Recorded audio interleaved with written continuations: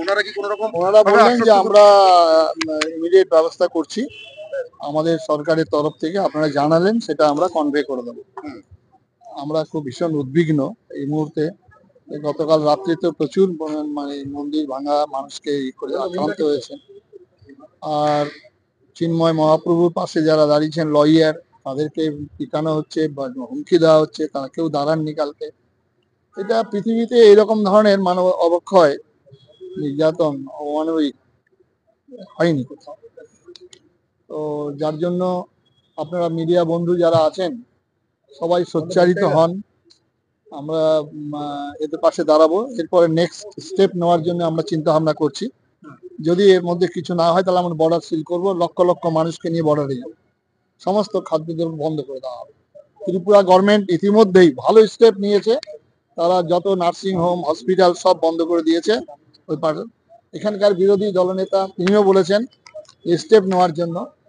আমাদের মাননীয় মুখ্যমন্ত্রী পশ্চিমবঙ্গের, তিনিও বলেছেন। এই পরিস্থিতির পরিপ্রেক্ষিতে আমরা চাই রাজনীতির ঊর্ধ্বে উঠে আজকে মানবিকতার প্রশ্নে বাংলাদেশের সমস্ত সংখ্যালঘুদের পাশে দাঁড়ানো।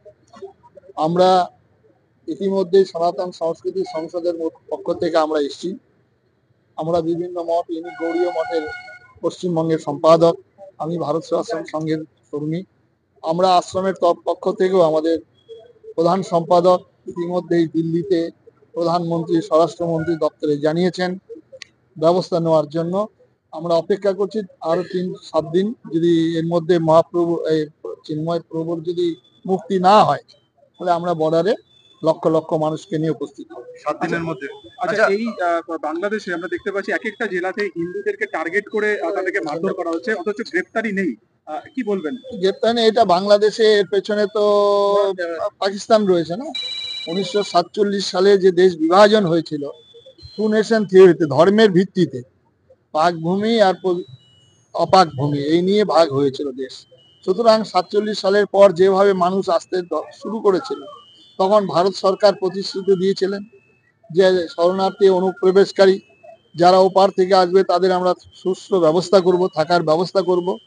কিন্তু পরবর্তীকালে সেখান থেকে মানুষ আসছেন, এবং 71 সালে যেভাবে এসেছিলেন এবং আমাদের মাননীয় প্রধানমন্ত্রী ইন্দিরা গান্ধী বলিষ্ঠ পদক্ষেপ নিয়েছিল 71 সালে, যার ফলে আমরা পশ্চিমবঙ্গের মানুষ, সে বাংলাদেশের যেসব সংখ্যালঘু সম্প্রদায়ের মানুষ এসেছিলেন, আমরা নিজেদের খাবার ভাগ করে দিয়েছিলাম, ভাগ করে দিয়ে তাদের রক্ষা করেছিলাম। এটা ভারতবর্ষের সনাতন হিন্দু ধর্মের নীতি, সনাতন হিন্দু ধর্মের আদর্শ, যে আমরা বন্ধুকে, আমরা সবাইকে আমরা সর্বেশাং মঙ্গলাং ভূয়াৎ বলেছি, আমরা সবার কল্যাণ কামনা করেছি।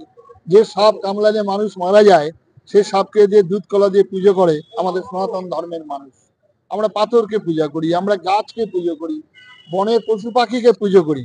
আমরা সরস্বতীর সময় হাঁসের পুজো করি, কার্তিকের সঙ্গে আমরা ময়ূরের পুজো করি, গণেশের সঙ্গে ইঁদুরের পুজো করি। সে জাতি কখনো সম্প্রদায় সে যা হতে পারে না, সে জাতি কখনো সংকীর্ণ হতে পারে না।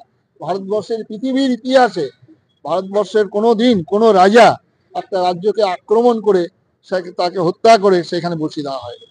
আমরা যেমন লঙ্কা জয় করে রামচন্দ্র সেখানে তার ভাইকে বসিয়ে দিয়েছিলেন, এবং আমাদের বালিকে করে সুগ্রীবকে বসিয়ে দিয়েছিলেন। এটা ভারতবর্ষের নীতি, সনাতন হিন্দু ধর্মের আদর্শ। সেই আদর্শ বলেই আজকে ভারতবর্ষে নানা ভাষা, নানা মত, নানা পরিধান, বিবিধের মাঝে দেখো মিলন মহান, এই গান আজও আমরা গাইছি।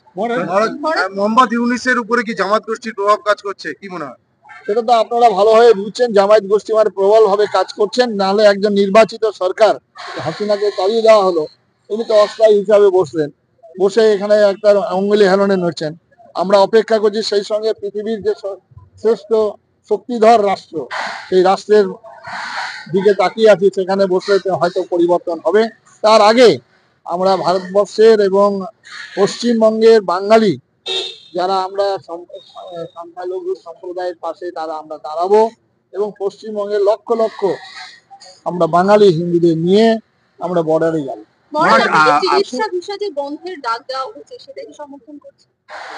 সেটা মানবিকতার দিক থেকে হয়তো সমর্থনযোগ্য না, কিন্তু বর্তমান পরিস্থিতির পরিপ্রেক্ষিতে এটা সমর্থন করতে হবে। আপনারা সাত দিনের আলটিমেটাম দিচ্ছেন, 7 দিনের। 7 দিনের পরে আমরা বর্ডারে 2 যাব। জানুয়ারি তো পরবর্তী ডেট, সেটা তো পরবর্তী 1 শুনানি। মাস প্রায়, মানে এবং সেক্ষেত্রে 1 মাস আমরা তার আগে আমরা চাইছি যে সেখানে অন্তত যেটা নির্বিচারে সেখানে যে আক্রমণ হচ্ছে, মন্দির আক্রমণ হচ্ছে, হিন্দুদের প্রতি আক্রমণ হচ্ছে, লুটপাট চলছে, নারী ধর্ষণ চলছে, সেটাকে বন্ধ করা।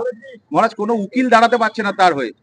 তাহলে এটা তো আপনারা ভালো বুঝবেন যে কোনো উকিল যেখানে দাঁড়াতে পারে না তাহলে কি অবস্থা, সেটা একটা দেশ, একটা রাষ্ট্র, সেখানে সেখানে মানুষ বাস করে, সেখানে কোনো মানে শুভবুদ্ধি সম্পন্ন কোনো মানুষ নেই সেখানে। কোন বর্ডার সিল করবেন আপনারা ঠিক করছেন? আমরা তো হিলি বর্ডারে ইতিমধ্যেই বন্ধ করে দেওয়া হয়েছে, এরপরে আরো যাবে, আমরা পেট্রোপলে যাব। হ্যাঁ, সেটা কি এই যে 7 দিনের যে আলটিমেটাম দিচ্ছেন চিন্ময় কৃষ্ণ প্রভুর মুক্তির জন্য, সেটা না হলে? সেটা না হলে না, সেটার ব্যবস্থা কি হচ্ছে, অত্যাচার বন্ধ না হলে আচ্ছা, সেটা আইনের ব্যবস্থা হচ্ছে। আমরা ইন্টারন্যাশনাল এতে জানানো হয়েছে চিন্ময় মহাপ্রভুর, যেহেতু ইসকন সারা পৃথিবী জোড়া, তারা এটা বিরাটভাবে পদক্ষেপ নিচ্ছে। আর ইসকন সম্পর্কে আপনারা সবাই জানেন, এমন একটা প্রতিষ্ঠান যেটা মহাপ্রভুর নামে, যে মহাপ্রভু বলেছিলেন হ্যাঁ, যে পৃথিবীতে যত নগরাদি গ্রাম প্রচারিত আজকে সেটা প্রচার হচ্ছে। আজকে আমেরিকা থেকে আরম্ভ করে, রাশিয়া থেকে আরম্ভ করে সমস্ত জায়গায় আজকে এই ধর্ম গ্রহণ করেছে। আর সেই শান্তির ধর্ম, যেটা প্রেমের ধর্ম, মহাপ্রভুর হরিনাম। আর তাদেরকে বলা হচ্ছে সাম্প্রদায়িক, তাদেরকে বলা হচ্ছে উগ্রপন্থী, তাদেরকে বলা হচ্ছে খুনি। এটা কোনো সহ্য করবে না। ভারতবর্ষের সমস্ত মঠ মন্দির, সাধু সন্ন্যাসী তারা সব পথে নেমেছেন, এবং চিন্ময় মহাপ্রভু যে কাজটা করেছেন, যেটা আমরা করতে পারিনি, তিনি একটা কমন প্ল্যাটফর্ম তৈরি করেছেন। মঠ মিশনের সমস্ত সাধু সন্ন্যাসী থেকে জাত পাত মিলে সমস্ত